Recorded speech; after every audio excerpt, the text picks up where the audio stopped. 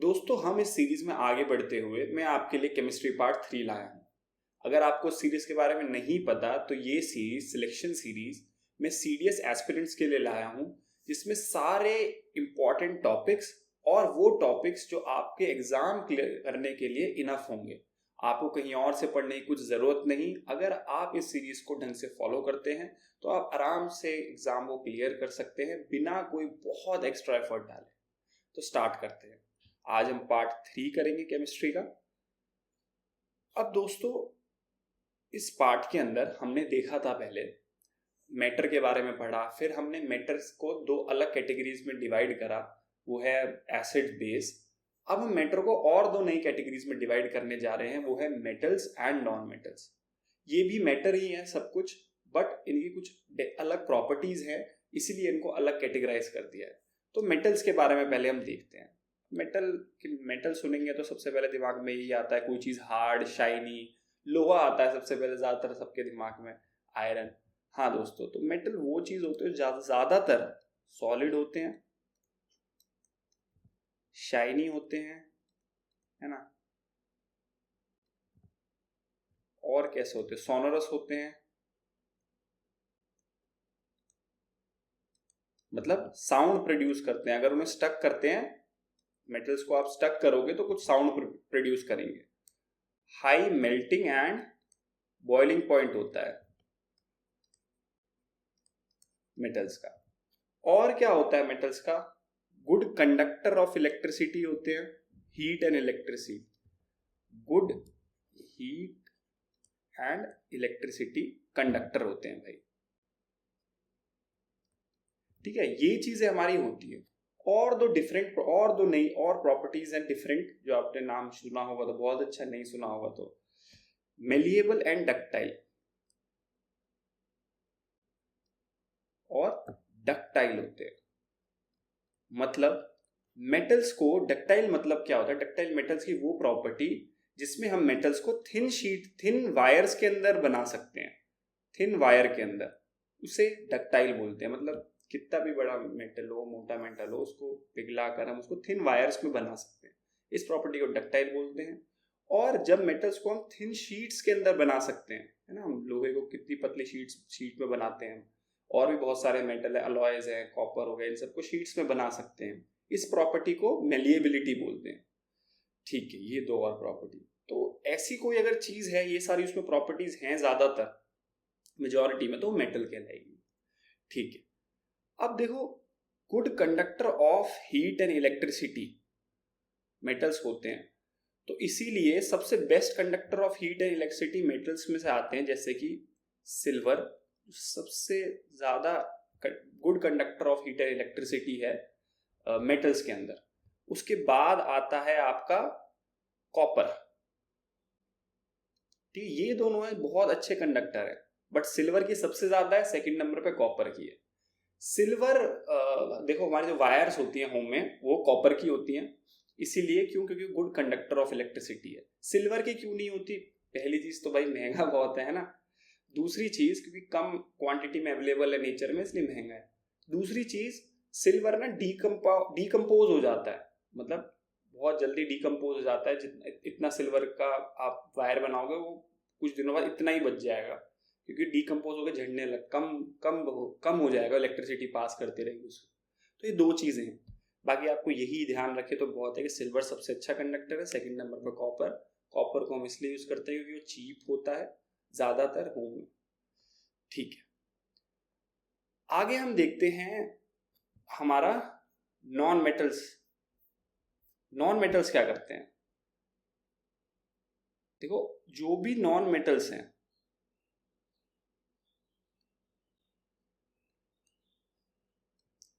वो इसके ऑपोजिट होंगे।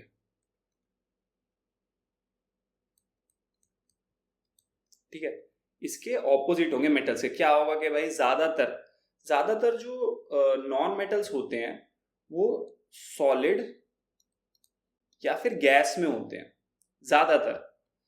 बस एक ऐसा एक्सेप्शन है जो नहीं होता।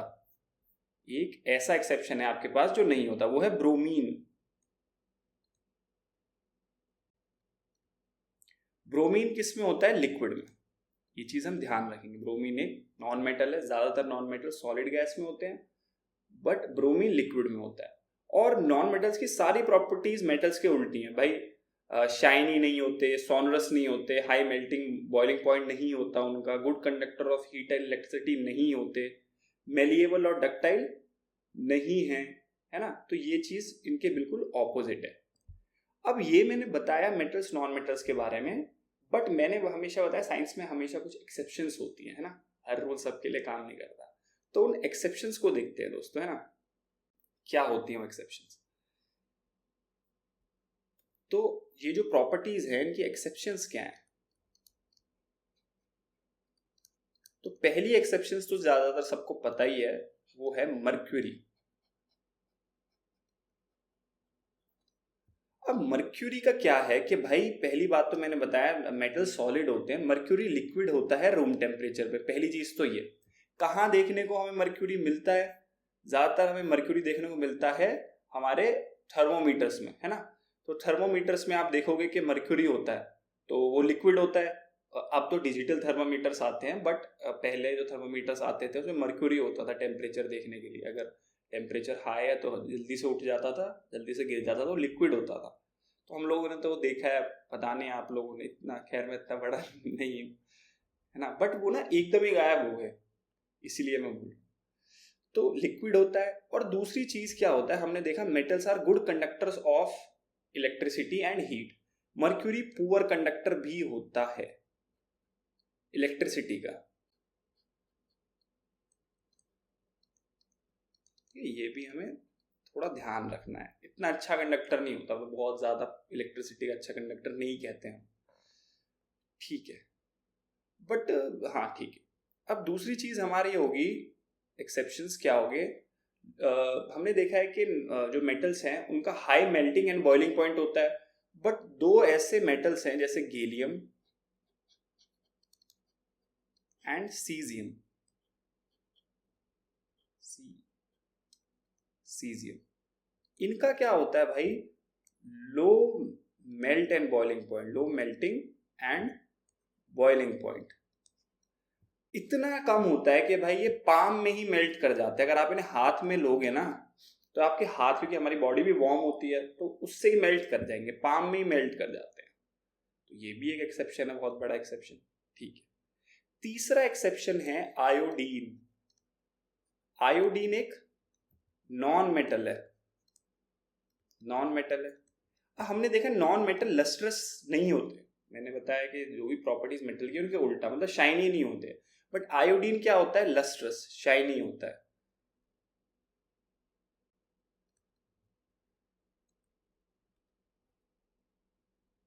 ठीक है, आयोडीन क्या होता है? शाइनी होता है। ये चीज हमें ध्यान रखनी है। यार ये क्या, सॉरी, स्पेलिंग में तो यार मेरा बस क्या ही बताऊं मैं आपको, स्पेलिंग में मेरा कोई तोड़ नहीं है, ठीक है, सही कर देते हैं। तो सर फिर लस्टर करता है ये। Fourth thing is diamond. देखो जो डायमंड है ना, ये नॉन मेटल है एक तरह से, नॉन मेटल। ये कार्बन का एलोट्रोप है, मतलब कार्बन का एक फॉर्म है। कार्बन के कुछ फॉर्म्स होते हैं, 2-3 फॉर्म्स होते हैं। तो कार्बन का ये एक फॉर्म है। अब अगर ये नॉन मेटल है तो भाई ये पहली बात तो ब्रिटल होना चाहिए, मतलब इतना ज्यादा स्ट्रॉन्ग और सॉलिड नहीं होना चाहिए, आराम से मुड़ तुड़ जाना चाहिए। But it is the strongest substance we know, strongest element we know, strongest. देखो कितना बड़ा एक्सेप्शन है। और क्या है भाई डायमंड के अंदर? हाई मेल्टिंग पॉइंट भी, अगर स्ट्रॉन्ग, क्योंकि ये स्ट्रॉन्ग है भाई, high melting point and boiling point भी है।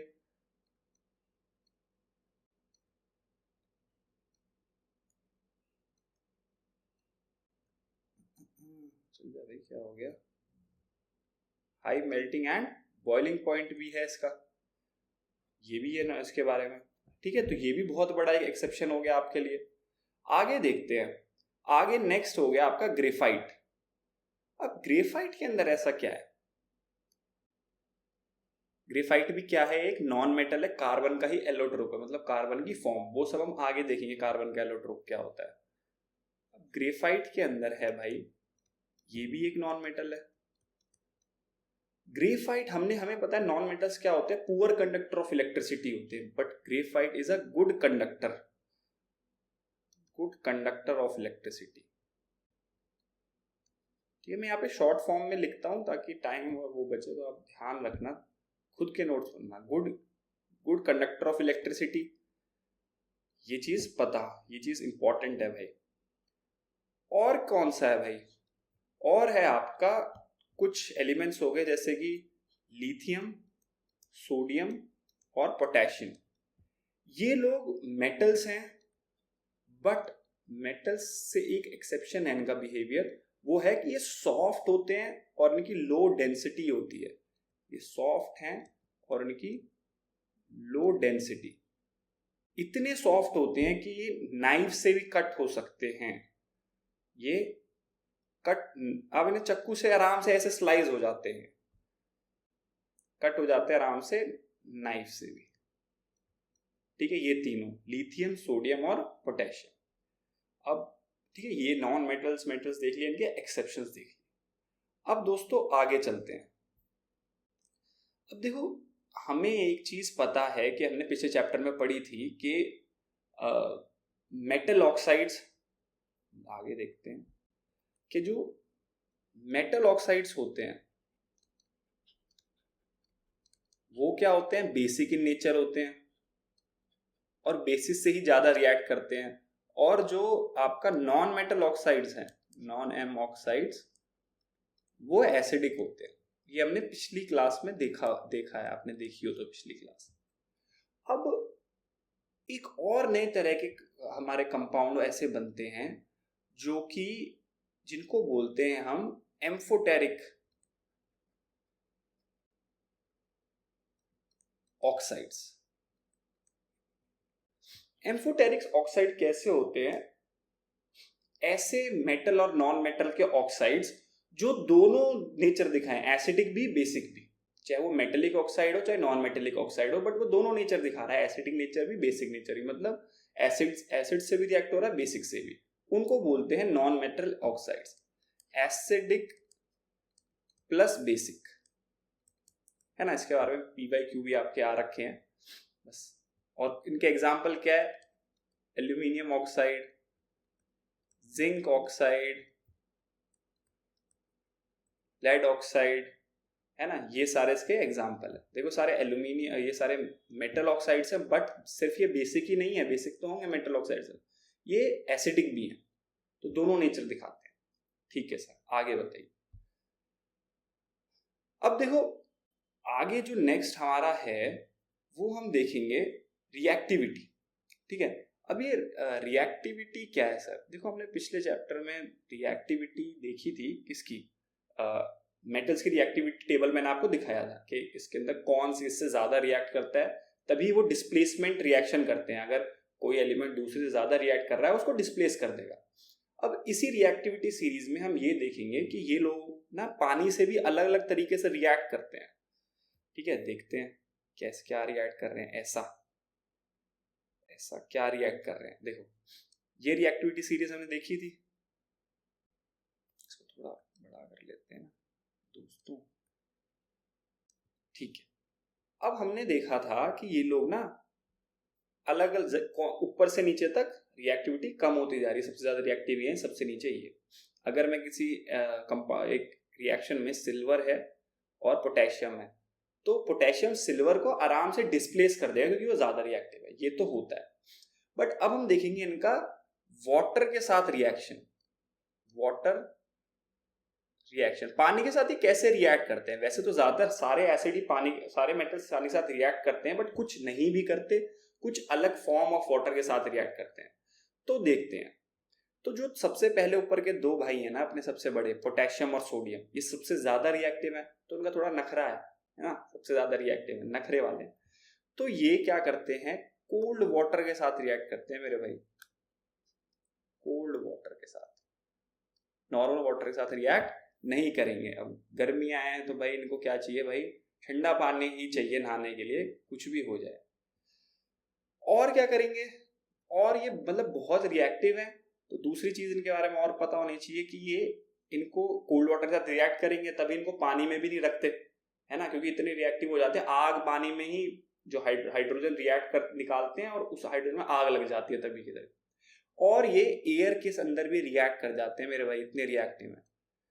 एयर के अंदर बहुत ज्यादा एग्रेसिव रिएक्शन होता है।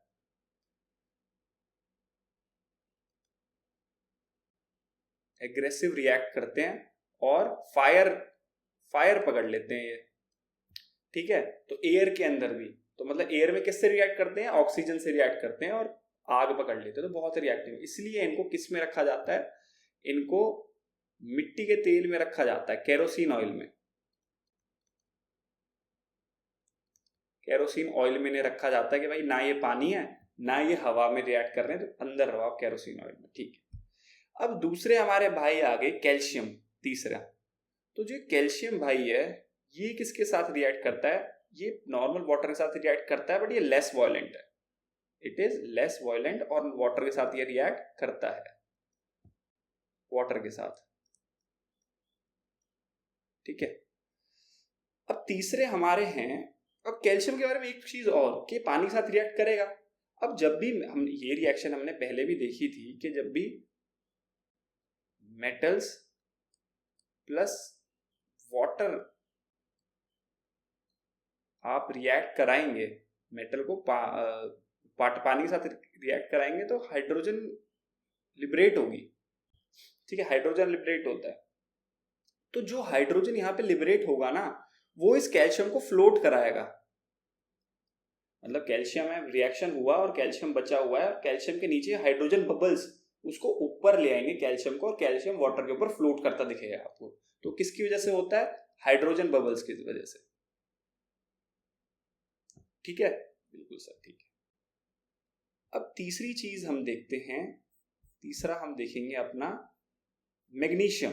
अब देखो जो मैग्नीशियम है वो किसके साथ रिएक्ट करता है, मैग्नीशियम करता है हॉट वाटर के साथ, वो ठंडे पानी के साथ, ये हॉट वाटर के साथ रिएक्ट करता है, ठीक है। और मैग्नीशियम भी फ्लोट करता है, कैसे, ऐसे H2 बबल्स के H2 बबल्स बनते हैं और मैग्नीशियम को ऊपर ले आते हैं। क्या ये सही बात है, हाँ जी सर ये बिल्कुल सही बात है। अब नेक्स्ट है आपका एल्यूमिनियम, आयरन और जिंक। एल्यूमिनियम, आयरन, जिंक और टिन, तो ये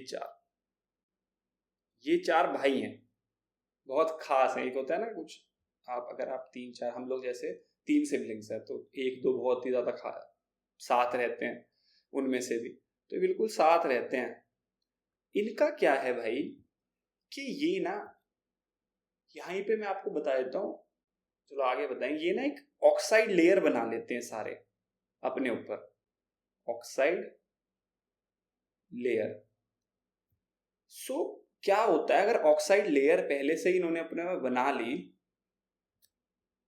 तो एक लेयर है, मान लो ये एल्यूमिनियम है, इसके ऊपर ना पतली पतली ऑक्साइड लेयर बन गई अपने आप ही, आपने कोई रिएक्शन नहीं करवाया, हवा की ऑक्सीजन से मिलकर एक लेयर बन जाती है, एल्यूमिनियम ऑक्साइड की बन गई, या फिर जिंक ऑक्साइड की, आयरन ऑक्साइड की लेयर बन गई इनके ऊपर। तो लेयर बन गई, तो इसीलिए ये रिएक्ट नहीं करते पानी के साथ, पहले लेयर बनी हुई है, तो ये डोंट रिएक्ट, ये ऑक्सीजन के साथ रिएक्ट कर जाते हैं और वो लेयर फिर आगे रिएक्ट नहीं करती। तो इसके बारे में ये पता होना चाहिए, ठीक है सर। नेक्स्ट देखते हैं, अब जो रिमेनिंग है, देखो जो ये चारों भाई है ना, इनके पास 2 ऑप्शन है, या तो ये ऑक्साइड लेयर के साथ ही रिएक्ट कर ले ऑक्सीजन के साथ ही, या फिर अगर रिएक्ट होते हैं नॉर्मल वाटर के साथ ही, स्टीम के साथ रिएक्ट होते हैं, ठीक है, ये बात इंपॉर्टेंट है, ये ध्यान रखना। ऑक्साइड लेयर तो ये बनाते हैं, बट अब उस चीज के अंदर भी एक्सेप्शन है कि भाई ऑक्साइड लेयर आप बना रहे हो तो हवा की ऑक्सीजन के साथ भी बनता है, बट स्टीम के साथ भी ये, नॉर्मल वाटर के साथ नहीं करते, स्टीम के साथ रिएक्ट करते हैं ये चारों भाई, स्टीम के साथ, ठीक है।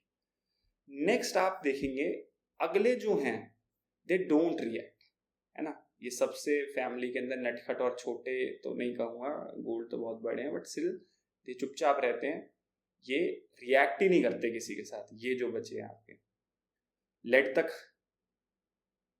ये जो बचे हैं ना, ये कॉपर और ये सारे डोंट रिएक्ट विद वाटर। ठीक है, ये बात क्लियर है सर। तो ये हमने फैमिली डायनामिक्स देखे, सबसे बड़े जो सबसे नॉट नटखट हैं, रिएक्टिव हैं, वो सबसे ज्यादा रिएक्ट होते हैं, एग्रेसिव हैं। फिर कैल्शियम क्या है भाई, वो नॉर्मल रिएक्ट होता है, फ्लोट कर जाता है due to hydrogen bubbles. Magnesium भी हमने देखा फ्लोट करता है, हॉट वाटर के साथ रिएक्ट होता है बस। अगले 4 बहुत क्लोज सिबलिंग्स हैं, साथ में एक ही काम करते हैं, वो ऑक्सीजन लेयर बना लेते हैं स्टीम के साथ, नॉर्मल वाटर के साथ नहीं। बचे हुए भाई बड़े बुजुर्ग है अपने, वो कुछ रिएक्ट ही नहीं करते वाटर के साथ। ठीक है, अब हम आगे देखते हैं।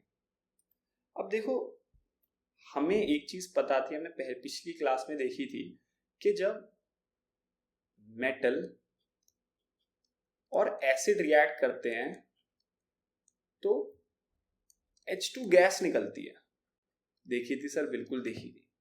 ठीक है, अब बट एक एक्सेप्शन इसके अंदर भी है कि जो नाइट्रिक एसिड भी एक एसिड है ना, बट इसके साथ आप मेटल को रिएक्ट कराओगे ना, नो H2 गैस नहीं निकलती। 99.9% मेटल्स के साथ नहीं निकलती। बट इसमें भी कुछ एक्सेप्शन है, जैसे कि आपका मैग्नीशियम और मैग्नीज, ये दोनों थोड़ा डाइल्यूट नाइट्रिक एसिड के साथ रिएक्ट कर देते हैं और थोड़ी सी हाइड्रोजन गैस निकाल देते हैं। ये बात ध्यान रखेंगे कि वैसे तो HNO3 के साथ हाइड्रोजन गैस नहीं निकलती, एक्सेप्शन है, बट इसमें भी एक एक्सेप्शन ये है कि मैग्नीशियम और मैग्नीज दोनों भाई अपना कैसे कैसे जुगाड़ करके हो जाते हैं रिएक्ट। ठीक है, अब क्वेश्चन ये है कि भाई क्यों H2 गैस यहाँ नहीं निकलती? वो इसलिए नहीं निकलती क्योंकि भाई ये जी ना बहुत स्ट्रॉन्ग HNO3 नाइट्रिक एसिड ना, बहुत नाइट्रिक जो एसिड है ना, ये आपका बहुत स्ट्रॉन्ग ऑक्सीडाइजिंग एजेंट है।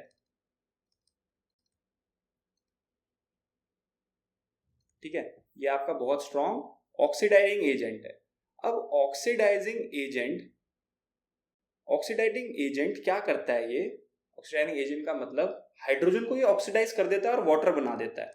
ऑक्सीडाइजिंग एजेंट कौन होते हैं? जो ऑक्सीडाइज करते डोल रहे हैं, LIC एजेंट पॉलिसी बेचते घूम रहे हैं, तो ये ऑक्सीडाइजिंग एजेंट जो अपना ऑक्सीजन बेच रहे हैं। हाइड्रोजन को भी एक चेप दी तो भाई H2O बन गया, इसलिए हाइड्रोजन गैस नहीं निकलती इसके साथ ना, बट इसमें भी ये दोनों जुगाड़ करके बना देते हैं। ठीक है,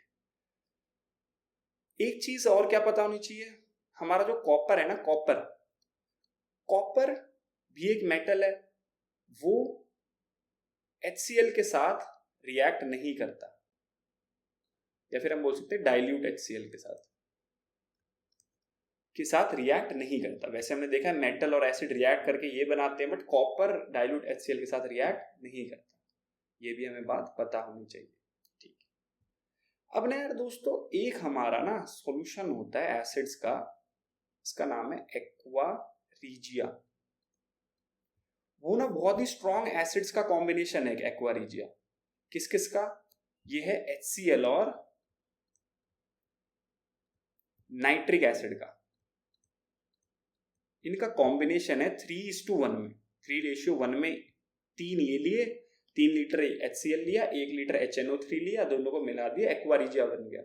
ये इतना स्ट्रॉन्ग है कि ये प्लैटिनम हो गया, गोल्ड हो गया, इनको भी अपने अंदर डिसॉल्व कर लेता है। और ये काम भी ना एक्वा रीजिया वगैरह इन्हीं इंडस्ट्री में आता है, मेटलर्जी की इंडस्ट्री में, और आपका सुनार वगैरह की दुकान पे डाइल्यूट एक्वा रीजिया, सोने को आप साफ करके दे देते हैं, ऊपर की गंदी लेयर वगैरह उतार के, बट उसमें थोड़ा सोना डिसॉल्व भी हो जाता है। ठीक है, अब एसिड से एक बात ध्यान रखना, मेरे दिमाग में बात आई कि यार आपको ये भी बताना चाहिए कि कौन सा एसिड सबसे ज्यादा स्ट्रॉन्ग है, कौन सा कम स्ट्रॉन्ग है। तो देखो HCl जो है हमारा, HCl is the strongest acid. उसके बाद कौन सा है? H2SO। नहीं, स्ट्रॉन्गेस्ट नहीं बोलूंगा मैं ऐसे, स्ट्रॉन्गेस्ट जो आप पढ़ोगे उनमें से ऐसे तो कुछ एसिड का एक मिक्सचर होता है कि एसिड है वो बहुत स्ट्रॉन्ग है, बट जो आपके नॉर्मल एसिड आप पढ़ोगे उनमें से HCl स्ट्रॉन्गेस्ट है, फिर H2 सल्फ्यूरिक है, फिर नाइट्रिक एसिड है। तो ये स्ट्रॉन्ग एसिड्स होते हैं, सबसे स्ट्रॉन्ग उनमें से ये। तो ये थोड़ा पता होगा तो बहुत ही बढ़िया बात हो जाएगी, है ना। तो बढ़िया बात ही तो करने आए हैं हम यहाँ पे सर। अब हम देखते हैं, ये हमने पढ़ा। अब दोस्तों ये मेटल्स, जो भी ये मेटल्स हम पढ़ रहे हैं ना, ये मिलते कहाँ से हैं, कहाँ से सोर्स करें इन्हें, कहाँ से मिलते हैं। दुकान पे तो मिलते हैं, मान रहा हूं मैं आपकी बात, है ना, बट वो कहाँ से बना रहे हैं। मेटल्स हमें मिलते हैं हमारी धरती माता से। हर चीज जो हम देख रहे हैं वो चीज हमारी धरती माता से मिली है। वहां से हम मेटल्स को एक्सट्रैक्ट करते हैं अर्थ की क्रस्ट से। वो एक तरह से मैं नॉर्मल लेमन लैंग्वेज में बोलूँ तो हम स्टोन टाइप निकालते हैं, बड़े बड़े पत्थर, और उनके अंदर मेटल होते हैं और उनमें से मेटल को एक्सट्रैक्ट करते हैं। जो मेटल्स, जो बड़ा पत्थर हमें मिला और हमें लगा कि हाँ इसमें कुछ ठीक ठाक अमाउंट डाल के प्रॉफिटेबली, अब ऐसा नहीं कि वो मेटल ही 50,000 का है उसमें 70,000 निकाल रहे हैं ना, इतना फंसा हुआ है वो। कोई प्रॉफिटेबली हम किसी मेटल को निकाल पाए, उस पत्थर को बोलते हैं हम ओर। तो ओर में से मेटल को निकालते हैं हम। अब इस ओर से मेटल को कैसे निकालते हैं वो सारी टेक्निक्स अब हम आगे देखते हैं एक बार, है ना, कि ओर्स में से मेटल को कैसे निकालते हैं। अब देखो मेटल्स को निकालने के लिए ये पता होना चाहिए, कुछ मेटल्स क्या होते हैं वो लेस रिएक्टिव होते हैं और कुछ मीडियम रिएक्टिव होते हैं और कुछ होते हैं हाईली रिएक्टिव, है ना, वो हमने रिएक्टिविटी सीरीज में देखा। अब इन तीनों को निकालने के लिए अलग अलग तरीके हैं। देखो जो सबसे कम रिएक्टिव होते हैं उनको निकालना आसान है, क्योंकि वो ज्यादातर फ्री स्टेट में पाते हैं, मतलब एक ही जैसे एक पत्थर निकाला उसके अंदर कॉपर मिला बस, क्योंकि कॉपर जो है वो लेस रिएक्टिव है ना, तो वो किसी के साथ मिला नहीं हुआ। बट हाईली रिएक्टिव मेटल्स जैसे कि पोटेशियम, सोडियम, एल्यूमिनियम, ये ज्यादातर किसी के साथ मिले हुए होते हैं। अब उन्हें अलग अलग करो भाई तो काम बढ़ जाता है। तो देखते हैं, पहला जो हमारा तरीका है, सबसे पहले देखो मैंने टेबल बनाई हुई है आपके लिए, देखते हैं उस टेबल को ही देखते हैं, उससे काम करते हैं आगे। ये टेबल है,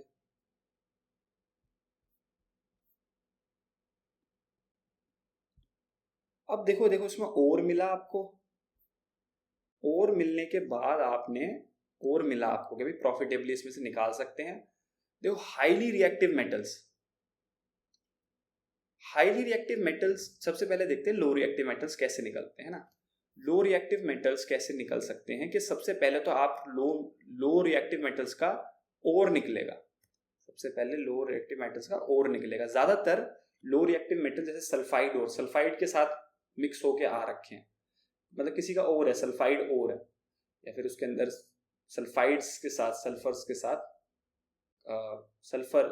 सल्फाइड्स ऑफ समथिंग, जैसे कि लो रिएक्टिव आपका हो गया, मान लो आपके पास है मरकरी हो गया, सल्फाइड ऑफ मरकरी, गोल्ड, ये तो चलो फ्री स्टेट में आते हैं, मरकरी हो गया, है ना, और आपका कॉपर से नीचे जिंक वगैरह हो गया, ये भी इसमें आ सकते हैं जो लेस रिएक्टिव है, सल्फाइड के साथ मिक्स हो गया। तो हमारा गोल क्या होता है, निकालने से पहले हमारा गोल होता है कि अगर हम इनको, ज्यादातर देखो मेटल्स जो होते हैं किसके साथ मिक्स होके आते हैं, ऑक्साइड्स के साथ। अगर कोई मेटल ऑक्साइड्स के साथ मिक्स होके आ रखा है तो उसको निकालना बहुत आसान है मेरे भाई। क्यों? क्योंकि उसको कुछ मत कराओ, आप उसको रिड्यूस करा दो, किसी हाईली रिएक्टिव मेटल के साथ रिडक्शन करा दो, उसकी रिड्यूस कराओगे तो ऑक्सीजन चली जाएगी हाइड्रोजन के पास और आपको प्योर मेटल मिल जाएगा। तो ऑक्साइड अगर आपके पास है और आप मेटलर्जिक इंडस्ट्री में काम करते हो तो खुश हो जाओ, आपको कुछ नहीं कराना, उसको बस रिड्यूस कराना है, साफ करना है और प्योर मेटल घर ले जाओ। तो हमारा मेन गोल ज्यादातर यही रहता है कि मेटल जो भी मिल रहा है किसी भी के साथ भी कंबाइन मिल रहा है उसको ऑक्साइड में कन्वर्ट कराएं और फिर उसको निकाल लें। तो जो लो रिएक्टिव है, मान लो सल्फाइड ओर के साथ हमें मिला है, अब हम इसमें क्या करेंगे, इसको ना गर्म करेंगे, रोस्ट करते हैं। रोस्टिंग, व्हाट इज रोस्टिंग, मतलब हीट करते हैं उसको हाई टेम्परेचर पे in the presence of air. जब आप उसको हीट करोगे तो वो ना ऑक्साइड्स में बदल जाएगा,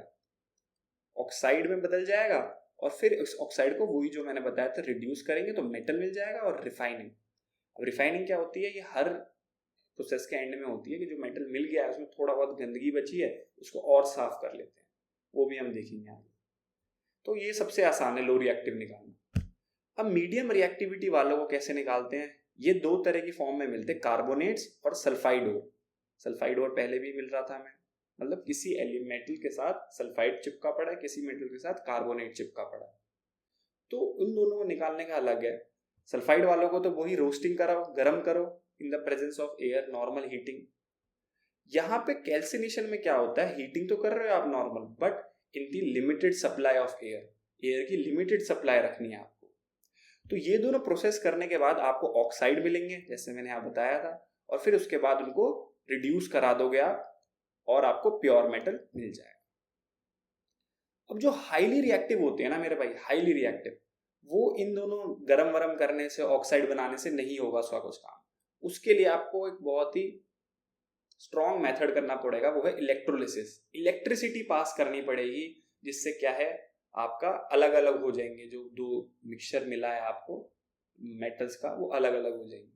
तो इलेक्ट्रोलिसिस होती है हाईली रिएक्टिव के लिए। तो ये तीनों चीजें याद रखना, कुछ भी मुश्किल नहीं है। कार्बोनेट के भाई हाईली कैसे निकलते हैं, मीडियम और लो रिएक्टिविटी वाले कैसे निकलते हैं। ठीक है दोस्तों, आगे देखते हैं। अब इसके अंदर एक चीज और है कि ना मेटल्स निकालते टाइम जो कुछ ना गंदगी मिलती है फर्स्ट स्टेज पे। फर्स्ट स्टेज पे वॉश वगैरह करते हैं, फर्स्ट स्टेज पे कुछ गंदगी मिलती है, उसको बोलते हैं गैंगवी। गैंगवी क्या होता है, नॉट रिक्वायर्ड मटेरियल्स या फिर वेस्ट मटेरियल्स या फिर इम्प्योरिटीज, ये सीधा बोल सकते हो। और इम्प्योरिटीज को निकालो, और एक लास्ट स्टेप मैंने आपको और बताया था, रिफाइनिंग। ठीक है, अब जो ये रिफाइनिंग है ये क्या है कि भाई लास्ट में आपको मेटल तो मिल गया, बट उसका लास्ट में थोड़ी बहुत गंदगी बची, उसमें क्या करते हैं, इलेक्ट्रोलिसिस ही करते हैं भाई। उसके अंदर भी इलेक्ट्रोलिसिस करते हैं, एक तरह से बिजली पास करते हैं, है ना। तो उस इलेक्ट्रोलिसिस में एक मीडियम में करते हैं, उसमें क्या करते हैं हम, एक कैथोड एनोड होता है आपका, पॉजिटिव और नेगेटिव टर्मिनल। तो हम एक इम्प्योर जो मेटल है आपका, मतलब अभी जो भी आपने निकाला है उसमें से गंदगी निकालनी है, वो आपका एनोड पे ले लेंगे, इम्प्योर मेटल को एनोड पे ले लेंगे।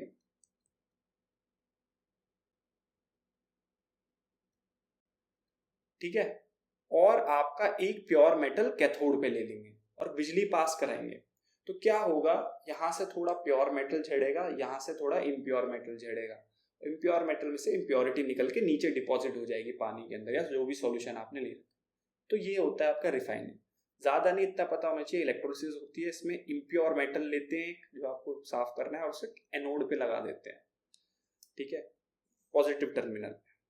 ठीक है दोस्तों, आगे देखते हैं। अब एक चीज और आपको ध्यान रखनी है कि जब आप इसी रिएक्शन के अंदर आप जब मेटल को निकालते हैं, उसमें एक रिएक्शन होता है, एक आपका रिएक्शन है एल्यूमिनियम ऑक्साइड का। इस एल्यूमिनियम ऑक्साइड के रिएक्शन में जब आप इससे एल्यूमिनियम निकाल रहे होते हैं, सॉरी एल्यूमिनियम ऑक्साइड नहीं, माय बैड, आयरन ऑक्साइड।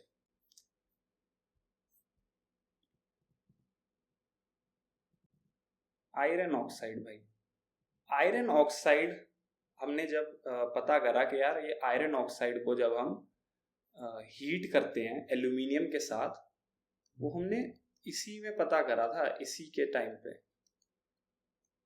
जब आप आयरन ऑक्साइड को एल्यूमिनियम के साथ हीट करते हो तो बहुत ज्यादा एक्सोथर्मिक रिएक्शन है, बहुत हीट प्रोड्यूस होती है। और इसी रिएक्शन को हम यूज करते हैं joining the tracks of railways. क्योंकि इतना एक्सोथर्मिक होता है, रेलवे के ट्रैक को ज्वाइन करने के लिए हम लोग वेल्डिंग करते हैं ना, तो वो ही वैसा ही प्रोसेस होता है, ज्वाइनिंग रेलवे ट्रैक्स। ये क्वेश्चन आ रखा है आपका, और ये एनसीईआरटी में सीधा सीधा गिवन है, ठीक है, ये चीज आपको पता होनी चाहिए। ठीक है भाई, हम अब आगे देखते हैं। तो आगे क्या है अब हमारा, देखो आगे है, अब ये जो मेटल्स होते हैं ना यार, इनमें ना एक दिक्कत होती है कि जब आप इनको एयर में रखते हो तो ये किसी ना किसी चीज से रिएक्ट होते रहते हैं। और जैसे हमने देखा पोटेशियम और सोडियम इतने रिएक्टिव होते हैं कि एयर की ऑक्सीजन से रिएक्ट होकर आग पकड़ लेते हैं, इसलिए हम उसे केरोसिन में डालते हैं। ऐसे ही जो आप भी मेटल्स वगैरह बनाते हो, आयरन वगैरह कुछ भी चीज, वो भी एयर से रिएक्ट हो सकते हैं। किसी चीज से बाहर से रिएक्ट हो गए, सिर्फ एयर तो नहीं, एयर के अंदर बहुत सारी चीजें होती हैं। तो कभी कभी कोई गलत रिएक्शन हो जाता है जिससे ना वो मेटल खराब हो जाता है, उसको बोलते हैं कोरोजन। उसको बोलते हैं कोरोजन, कोरोड होना, खराब हो जाना मेटल का, उसकी लेयर पे कुछ चीज ऐसी जम जाना रिएक्शन के ड्यू टू रिएक्शन, जिससे वो मेटल खराब हो जाए एक तरह से, उसको कोरोजन बोलते हैं। देखो किस किस टाइप के कोरोजन होते हैं जो हम डेली लाइफ में देखते हैं। पहला है आपका सिल्वर। जो आपकी चांदी होती है ना, चांदी पे एक ब्लैक लेयर जम जाती है। ब्लैक लेयर जो वो होती है, चांदी काली पड़ जाती है और साफ करवानी पड़ती है। और वो ब्लैक लेयर किसकी होती है? सिल्वर सल्फाइड की।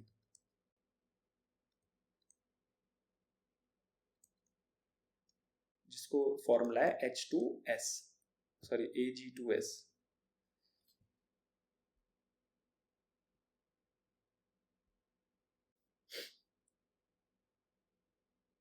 जो है आपका Ag2S सिल्वर।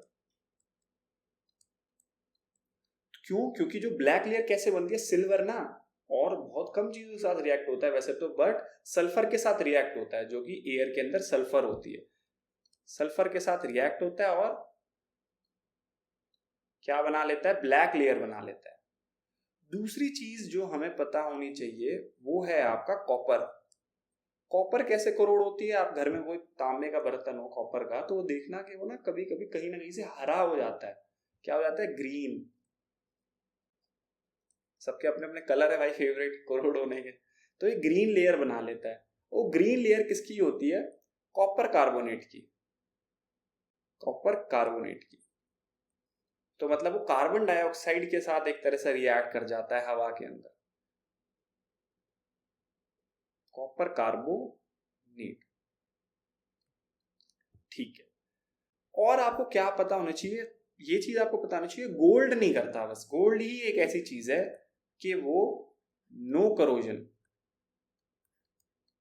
प्योर, ऐसी प्योर पड़ा रहता है काफी टाइम तक। और मैन मेड मेटल्स भी हैं जो कि नहीं करते, है ना। अब देखो इन कोरोजन से बचाने के लिए क्या क्या प्रोसेस करे जाए, क्योंकि आयरन, चौथी चीज तो आयरन है ही। आयरन किसके साथ रिएक्ट होता है? आयरन होता है पानी के साथ और ऑक्सीजन के साथ। वाटर और ऑक्सीजन अगर आपने आयरन को दे दिया तो वो क्या बना लेता है? रस्ट। वो रस्ट बना लेता है, और यही रस्ट बहुत क्या होता है? हार्मफुल आपके आयरन के लिए, उसे खराब कर देता है।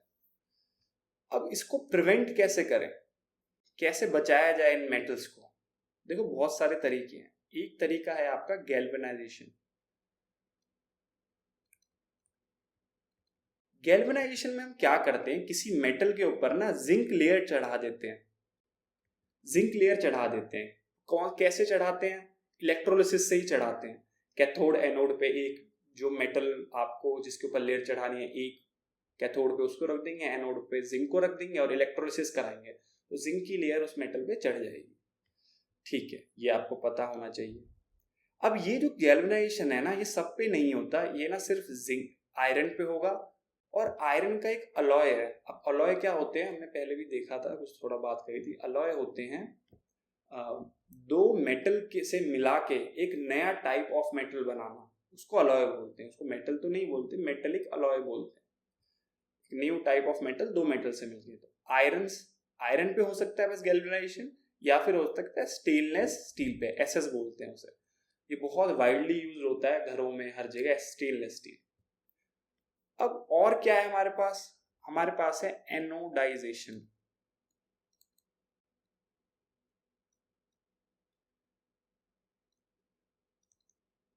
एनोडाइजेशन क्या होता है?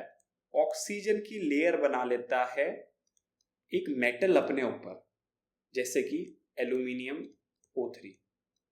ये अपने ऊपर खुद ही एक ऑक्सीजन की लेयर बना लेता है, जिससे क्या होता है कोई और चीज अब उससे रिएक्ट हो नहीं सकती, वो लेयर प्रिवेंट करती है उसे रिएक्ट होने पे, है ना। तो इसीलिए अब ये ना हर किसी पे ये भी नहीं होता, ज्यादातर तो ये एल्यूमिनियम पे ही होता है। क्या करते हैं, पहले से ही ऑक्सीजन की एक लेयर होती है एल्यूमिनियम पे, बट उस लेयर को और मोटा कर देते हैं ऑक्सीजन के साथ और रिएक्ट करा के। और दूसरी चीज क्या है, कुछ एलिमेंट्स और जैसे प्लेटिनम वगैरह, इन पे भी एक लेयर होती है, उसको बढ़ा सकते हैं, बट ज्यादातर ये एल्यूमिनियम के लिए यूज होता है, एनोडाइजेशन। ठीक है, और हम क्या देख सकते हैं, अब देखो एक चीज यहाँ पर आती है आपकी गैल्वेनाइजेशन के में, कि ना क्या होता है कि आयरन और स्टेनलेस स्टील्स पे जब कुछ टाइम बाद जिंक लेयर जो ये है गैल्वेनाइज लेयर हट जाती है, हटने लगती है, रिमूव होने लगती है, बट फिर भी वो मेटल कोरोड नहीं होता। क्यों, ऐसा क्यों? क्योंकि भाई जिंक हटा है, गिरा तो नहीं उसके ऊपर से, लेयर डिसरप्ट हुई है बस। जिंक एक तरह से सुसाइडल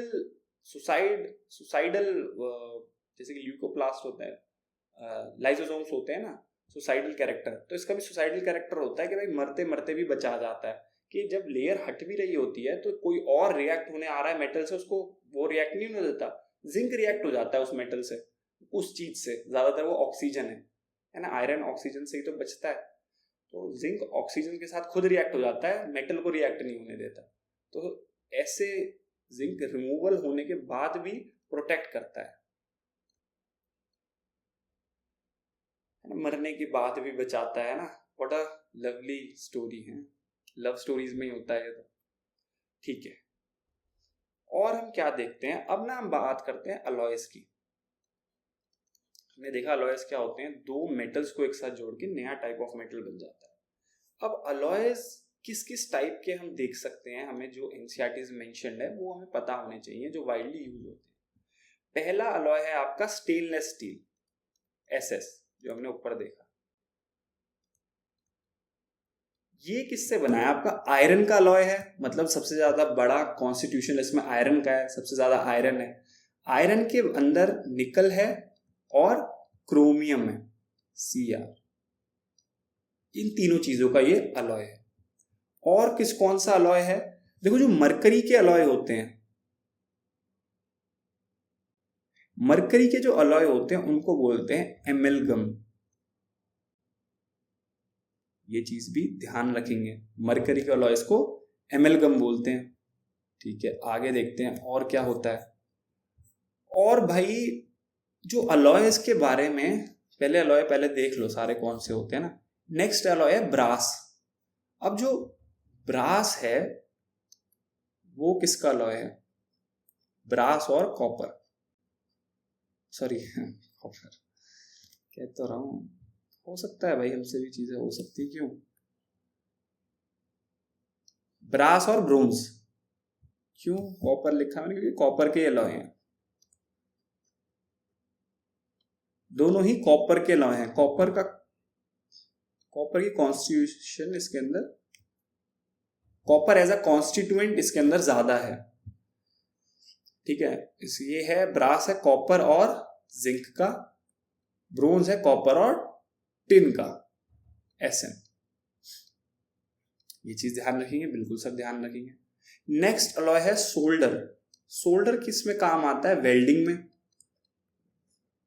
वेल्डिंग में कभी आपने देखी हो तो ना, एक पतला सा वेल्ड करना है दो चीजों को, तो एक इतनी बड़ी बड़ी स्टिक यूज लेते हैं और वो फिर उसमें वेल्ड करते हैं, तो वो सोल्डर होता है। सोल्डर किससे बना होता है, लेड से और टिन से, या फिर Sn, टिन Sn। ठीक है सर, ये बात भी।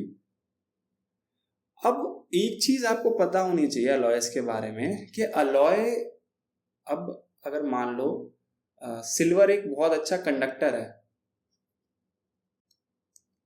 इलेक्ट्रिसिटी का, बट सिल्वर का जो अलॉय होगा वो इतना अच्छा कंडक्टर हो भी सकता है, नहीं भी हो सकता, बट ज्यादातर केसेस में इससे लेस ही होगा। मतलब अलॉय के अंदर जो मेन कॉन्स्टिट्यूएंट मेटल है उससे कम प्रॉपर्टी, उसकी प्रॉपर्टीज बहुत कम होती हैं। अगर ये अच्छा कंडक्टर है तो ये उससे कम ही अच्छा कंडक्टर होगा, ऐसा होता है। अब क्यों? क्योंकि ये कुछ स्टेटमेंट्स ना एनसीईआरटी में गिवन होती हैं, वो स्टेटमेंट्स पूछ लेता है। तो कंडक्टिविटी अलॉय की लेस देन ओरिजिनल मैटर होगी, conduct less than original matter. ठीक है सर, ये बात तो बहुत ही बढ़िया लगी हमें। हाँ ठीक है, अब देखो आगे देखते हैं हम क्या कर सकते हैं। एक चीज और आपके एनसीईआरटी में मेंशन्ड है कि जो एल्यूमिनियम है वो बहुत रिएक्टिव है। हमने देखा है एल्यूमिनियम रिएक्टिव सीरीज में काफी ऊपर है, बट स्टिल हम कुकिंग यूटेंसिल्स एल्यूमिनियम के ही बनाते हैं।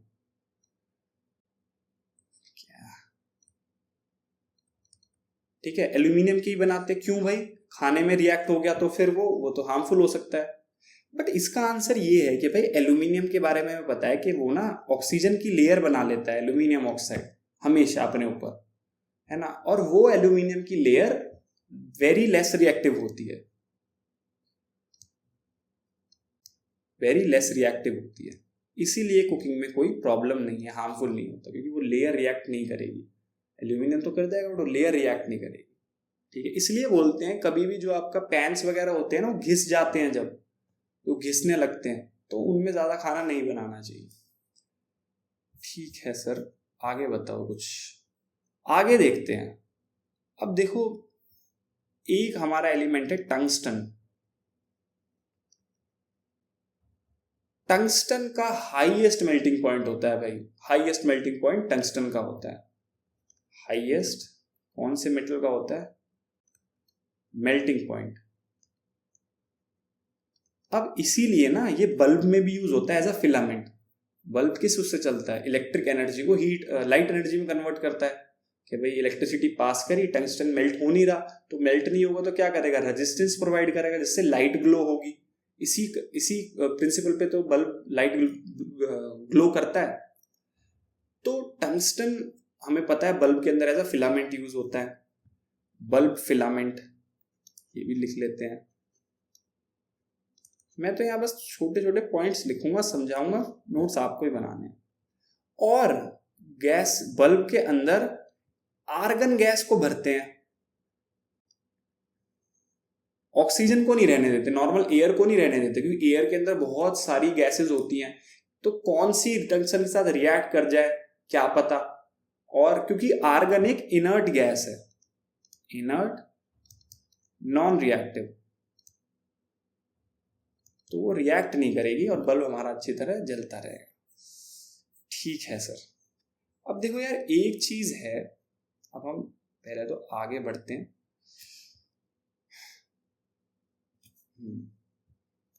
अब मैंने देखा था कि जो कंपाउंड्स होते हैं, कंपाउंड्स वो दो तरह के बॉन्ड से मिलके बनते हैं। कंपाउंड एलिमेंट से तो मिलके बनते हैं, दो तरह के एलिमेंट के मॉलिक्यूल से मिलेगा कंपाउंड बनेगा। तो वो मॉलिक्यूल्स या फिर एटम्स दो तरीके से मिल सकते हैं। एक तो हमने देखा आयोनिक कंपाउंड क्या होते हैं, हमने देखा। अब हम देखेंगे दूसरे तरह के जो होते हैं कोवेलेंट कंपाउंड्स। कोवेलेंट कंपाउंड्स क्या होते हैं? दो तरीके हैं कंपाउंड बनने के। कंपाउंड होता है क्या? इसमें अलग अलग एलिमेंट्स के मॉलिक्यूल मिलते हैं, तो दो तरीके से मिल सकते हैं, आयोनिक तरीके से या फिर कोवेलेंट। तो हमने आयोनिक तो देख लिया था, कोवेलेंट की बारी है, देखते हैं। ये हो गया भाई। देखो मेरे भाई, जो आयोनिक बॉन्ड होता है ना, पहले तो मैं आपको नॉर्मल समझा देता हूं कोवेलेंट बॉन्ड होता क्या है। कोवेलेंट आयोनिक बॉन्ड में क्या हो रहा था? आयोनिक बॉन्ड में हो रहा था कि आप लोग आयंस का, इलेक्ट्रॉन्स का लेन देन कर रहे थे, इलेक्ट्रॉन्स का, जिसको जितने इलेक्ट्रॉन्स की जरूरत है कोई उसको दे रहा था, जिसको चाहिए वो ले रहा था, और जो आपस में लेन देन कर रहे हैं वो आपस में जुड़ भी रहे थे, एक रिलेशन बन जाता था और कंपाउंड बन जाता था। यहां पे no real exchange of electrons, real exchange of electrons नहीं होता यहाँ पे। यहाँ पे शेयरिंग, मैंने थोड़ा बताया था कोवेलेंट के बारे में, शेयरिंग बेसिस पे एक क्लास के अंदर सब पे अपनी अपनी पेंसिल है, तो किसी को चाहिए एक पेंसिल, वो कहता है मैं आपको 10 रुपए देता हूँ, आप मुझे पेंसिल दे दो, हो गया। तो उसने उसको पैसे दिए, उसने पेंसिल ली, ये आयोनिक बॉन्ड हो गया। कोवेलेंट बॉन्ड क्या हुआ कि अरे यार पेंसिल दियो ना, अपना काम कर लिया, जब उसको वापस चाहिए अरे दियो मेरे को दोबारा चाहिए। हम मतलब पेपर वगैरह में ऐसे ही करते थे हम तो, पेंसिल हो गया। पेंसिल तो कोई नहीं लाता था, पेंसिल स्केल क्लास में 10 या 15 ही पेंसिल स्केल होते थे, आप सब यही होता होगा, सब आपस में शेयर करते थे, वो कोवेलेंट बॉन्ड है। तो ऐसे ही इसके अंदर एक्सचेंज ऑफ इलेक्ट्रॉन नहीं, शेयरिंग होती है। कैसे? जैसे आपका एक बॉन्ड है, ऑक्सीजन का एक बॉन्ड है O2, इसके अंदर क्या आपके 2 एटम ऑफ ऑक्सीजन मिले हुए हैं, इन्होंने आपस के अंदर इलेक्ट्रॉन्स शेयर नहीं कर रहे होंगे, ये आपका इन्होंने एक्सचेंज नहीं करे होंगे, शेयर करे हैं इन्होंने। तो देखते हैं O2 की मेरे पास एक इमेज है, यहां देखो, ये आपकी NCERT की कटिंग है, ठीक है। अब देखो ये O2 मॉलिक्यूल है, ये O2 मॉलिक्यूल है, इसमें क्या हो रहा है कि ऑक्सीजन के वैलेंस शेल के अंदर कितने इलेक्ट्रॉन है, देखो रिप्रेजेंट कर रखे हैं, 1 2 3 4 और 5 और 6, दूसरे एटम के पास भी 6 ही हैं। तो बनाने कितने होते हैं? 8 बनाने होते हैं। तो किसी को देखो देने की बजाय इन्होंने आपस में दिया नहीं, शेयर कर लिया कि भाई ये जो 2 हैं तू मेरे से भी ले ले, वो कह रहा है तू 2 मेरे से भी ले ले। तो देखो अगर मैं एक अब बात करूं इस पूरे की एक एटम की बात करूं तो 8 बन रहे नहीं बन रहे, 1 2 3 4 5 6 7 8 बन रहे हैं, और उसको भी देखो तो उसके भी 8 बन रहे हैं बेचारे के, तो दोनों का काम चल गया। तो इसको बोलते हैं शेयरिंग। ऐसे ही यहाँ पे है नाइट्रोजन। अब नाइट्रोजन की वैलेंस इलेक्ट्रॉन्स कितने होते हैं? नाइट्रोजन का 7 होता है, 2 और 5 7, तो 5 वैलेंस इलेक्ट्रॉन है लास्ट, उसमें बनाने कितने हैं? 8, 3 चाहिए। तो ये क्या करता है, लेने की बजाय 3 शेयर कर लिया आपस में, उसको भी 3 चाहिए थे, इसको भी 3 चाहिए थे, तो 3 शेयर कर लिए। तो अब देखो एज अ सिंगल यहाँ पे 6 7 8, यहाँ पे 6 7 8, दोनों के 8 8 कंप्लीट हो रहे हैं, इसको शेयरिंग बोलते हैं मेरे दोस्तों। ये होता है आपका कोवेलेंट बॉन्ड। अब इनमें डिफरेंस देख लेते हैं, कुछ डिफरेंस तो आता ही है भाई, इतना थोड़ा उनकी मेकिंग में डिफरेंस है, तो बॉन्ड में भी डिफरेंस आएगा ही आएगा। देखते हैं।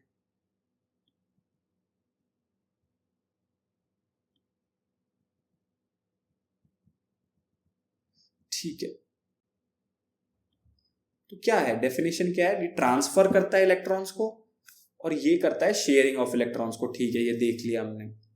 उनके बीच में देखो ज्यादातर आयोनिक बॉन्ड बनता है मेटल और नॉन मेटल के बीच में, डेफिनेट नहीं है, ज्यादातर ऐसा ही होता है। और कोवेलेंट बॉन्ड बनता है 2 नॉन मेटल्स के बीच में, तो ये भी एक पॉइंट है ध्यान रखना, ऐसा है ही, बाय नेचर ऐसा ही होता है। डेफिनेट नहीं है, बहुत रेयर टू रेयर केसेस में हो सकता है कि मेटल्स और नॉन मेटल में भी बन जाए, बट ज्यादातर यही होता है। यूजुअली स्टेटमेंट है, usually covalent bonds is between 2 non metals, सही है स्टेटमेंट।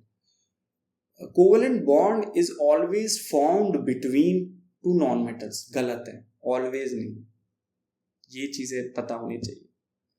बॉन्ड टाइप देखो, ionic bond strong electrostatic bond होता है, इसमें चार्ज इन्वॉल्व होते हैं ना, पॉजिटिव नेगेटिव चार्ज। एक आइटम दिया, एक इलेक्ट्रॉन दिया तो आपके पॉजिटिव चार्ज आ गया, जिसने लिया उस पर नेगेटिव, तो यहाँ पे चार्ज इन्वॉल्व होते हैं, तभी ये बॉन्ड कैसा होता है, काफी स्ट्रॉन्ग होता है भाई, strong bond. Covalent bond of sharing, वही वाली बात होगी ना कि एक टाइम पे आप स्केल ले रहे हो, सब पूरी क्लास 10 स्केल से काम चला रही है, बट एक क्वेश्चन ऐसा आपके पास एक पेपर के अंदर 10 में से 7 क्वेश्चन ऐसे आ गए जिसमें स्केल का काम है, तो भाई फिर तो स्केल की स्कार्सिटी हो जाएगी, कमी पड़ जाएगी, फिर पता चलेगा असली बॉन्ड क्या है, कौन किसका दोस्त है। तो इसलिए बॉन्ड वीक होता है, शेयरिंग ज्यादा नहीं चलती यार, शेयरिंग अपनी चीज होनी चाहिए, वो वाली कहानी है। तो share weak bond, example NaCl, example water, carbon dioxide, ये सारे कोवेलेंट बॉन्ड है। यूजुअली सॉलिड होता है आयनिक बॉन्ड, ये सॉलिड लिक्विड गैस तीनों हो सकता है। मेल्टिंग पॉइंट्स, आयन, क्योंकि आयनिक बॉन्ड स्ट्रांग होते हैं, तो मेल्ट कैसे होती है चीजें, एटम्स को तोड़ना और लिक्विड स्टेट में बनाना, तो इसलिए ये इनका मेल्टिंग पॉइंट बहुत हाई होता है, बहुत एनर्जी लगाओ तो टूटेंगे, ये स्ट्रॉन्ग बॉन्ड है। यहाँ पे तो भाई बॉन्ड ही वीक है, तो मेल्टिंग पॉइंट लो या मॉडरेट ही होगा। Conduct electricity yes in molten state, in molten state. ये चीज देखो आप लोग कि जो आयनिक बॉन्ड होता है वो सॉलिड स्टेट में इलेक्ट्रिसिटी नहीं कंडक्ट करता। क्यों? क्योंकि सॉलिड स्टेट में उसके पास आयंस नहीं होते, फ्री आयंस नहीं होते ज्यादातर, क्योंकि सॉलिड होता है, यूजुअली सॉलिड होता है बॉन्ड। अब सॉलिड कोई चीज है और वो आयंस उसके उसके जो एक साथ फिक्स्ड पड़े हैं, मूवेबल आयंस नहीं है, या तो करता ही नहीं इलेक्ट्रिसिटी कंडक्ट, या बहुत ही मिनिमम करेगा। बट जब वो लिक्विड स्टेट में हो जाएगा, लिक्विड स्टेट के अंदर, मोल्टन स्टेट के अंदर वो, या फिर सॉल्यूशन, वही मोल्टन स्टेट के अंदर उसके आयंस फ्री टू मूव हो जाएंगे, भागने लगेंगे आयंस इधर से उधर, नेगेटिव चार्ज पॉजिटिव चार्ज। तो इलेक्ट्रिसिटी उसी को तो कहते हैं, आयन चार्ज का इधर उधर भागना, तो कंडक्ट हो सकती है। अब कोवेलेंट बॉन्ड नहीं करता generally unless polar in water. Covalent bond क्या करता है? नहीं करता आपकी electricity conduct unless polar in water, जब तक वाटर पोलर ना हो। बट ये कोई बहुत इंपॉर्टेंट पॉइंट नहीं है, आप नहीं करता ज्यादा। Solubility, soluble in water, ionic bond है वाटर में soluble, yes. Soluble in organic solvent, भाई कोवेलेंट बॉन्ड वाटर में सॉल्युबल नहीं है, मतलब इनऑर्गेनिक सॉल्वेंट्स के अंदर वो सॉल्युबल नहीं होते कोवेलेंट बॉन्ड, इनऑर्गेनिक के अंदर नहीं होते। वाटर तो मैं सॉरी गलत कह रहा हूँ, कोवेलेंट बॉन्ड खुद ही H2O कोवेलेंट बॉन्ड ही है। बट ऑर्गेनिक सॉल्वेंट, वाटर हम इसमें नहीं लेंगे, H2O कोवेलेंट बॉन्ड वाटर के अंदर भी कोवेलेंट बॉन्ड ही होता है। बट क्या है कि इनऑर्गेनिक के अंदर सॉल्युबल नहीं है कोवेलेंट बॉन्ड। ठीक है, ये स्टेटमेंट ध्यान रखना। ऑर्गेनिक सॉल्वेंट्स होते हैं कुछ, और कुछ इनऑर्गेनिक सॉल्वेंट्स होते हैं। बहुत डीप में जाने की जरूरत नहीं, बस याद रख लेना है। ठीक है, ये इन दोनों के बीच डिफरेंस था। अब हम आगे बढ़ते हैं, इंपॉर्टेंट है, थोड़ा ध्यान रखना भाई।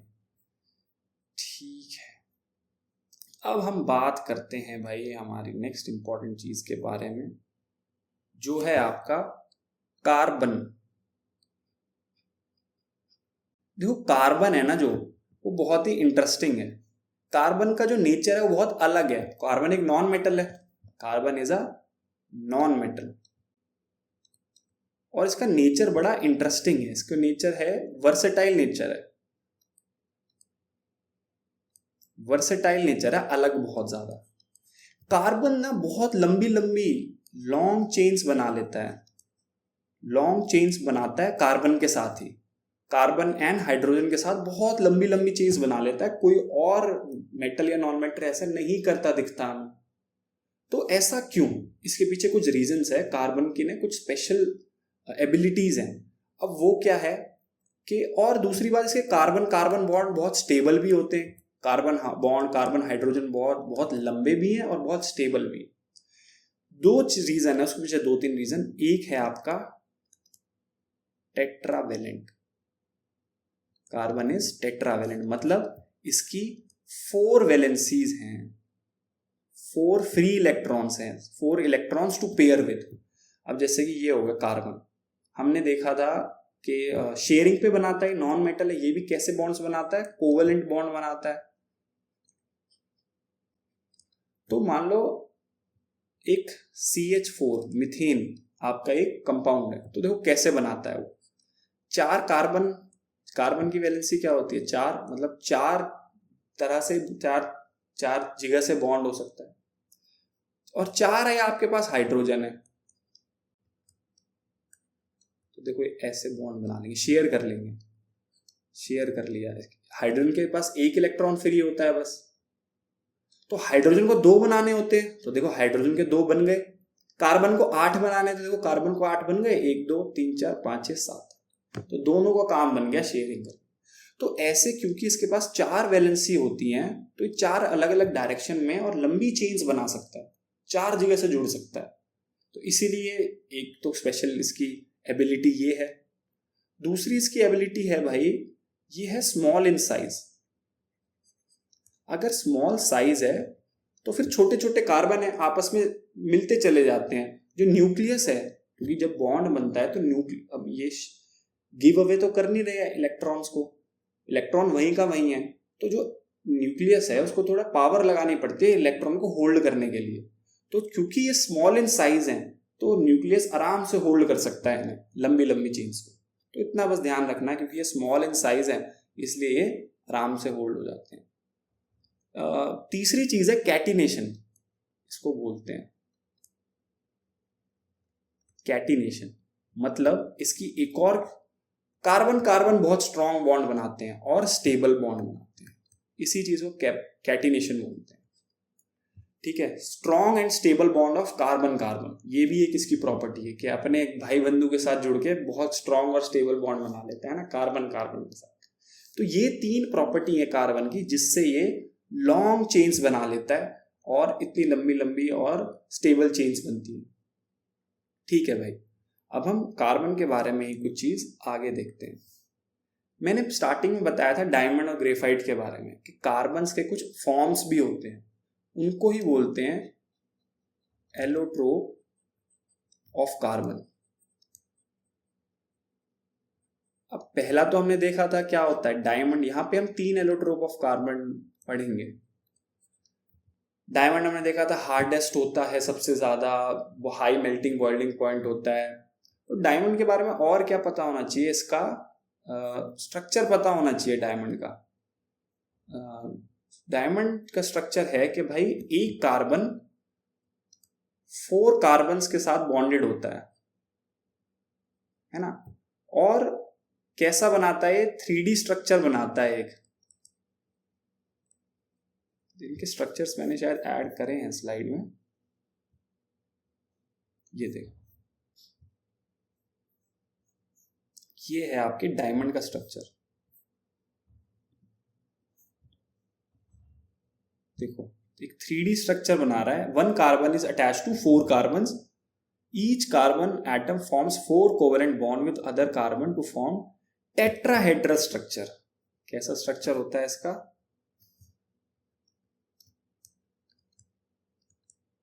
टेट्राहेड्रस स्ट्रक्चर बोलते हैं इसको।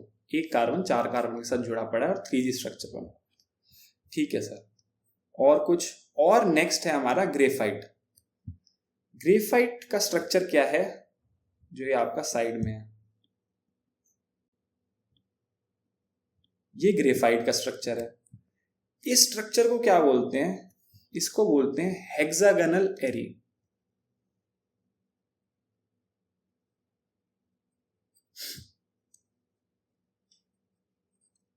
ठीक है, इस स्ट्रक्चर को बोलते हैं हेक्सागोनल एरी। ग्रेफाइट के बारे में एक्सेप्शन हमने बता दिया था कि भाई वो इलेक्ट्रिसिटी कंडक्ट करता है, जबकि और कार्बन क्या है, नॉन मेटल, और नॉन मेटल इलेक्ट्रिसिटी कंडक्ट नहीं करते। वो हमने एक्सेप्शंस में बात कर ली थी।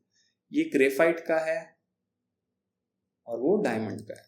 ठीक है, स्ट्रक्चर्स हम ध्यान रखने, क्वेश्चंस पे पूछा गया है PYQ। ठीक है भाई, अब नेक्स्ट है हमारा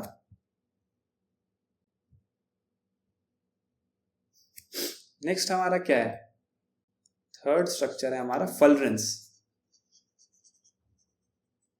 बकमिंस्टर फलरेंस करके एक, fullerenes is a football shape structure. Football shape structure होता है, बकमिंस्टर फलरेंस कहते हैं उसे। ऐसे फुटबॉल शेप, जियोइड शेप के अंदर होता है, carbon structure bonds atoms football shape में आपका स्ट्रक्चर्ड है। और इस शेप को बोलते हैं, बकमिंस्टर फलरेंस को हम बोलते हैं C60 शेप। C60 मेरी स्पेलिंग उसकी अजीब सी है, बकमिंस्टर पता नहीं ऐसे ही कुछ है, मुझे नहीं ध्यान। और फलरेंस, शेप का नाम फलरेंस है। बहुत सारे फलरेंस होते हैं, उनमें से एक बकमिंस्टर फलरेंस है जो C60 शेप बनाता है, फुटबॉल शेप। ठीक है सर, ये कार्बन के बारे में बातें हो गई हमारी बहुत। ठीक है दोस्तों, तो आज के लेक्चर में इतना ही। और हम आगे देखते हैं नेक्स्ट। Thank you.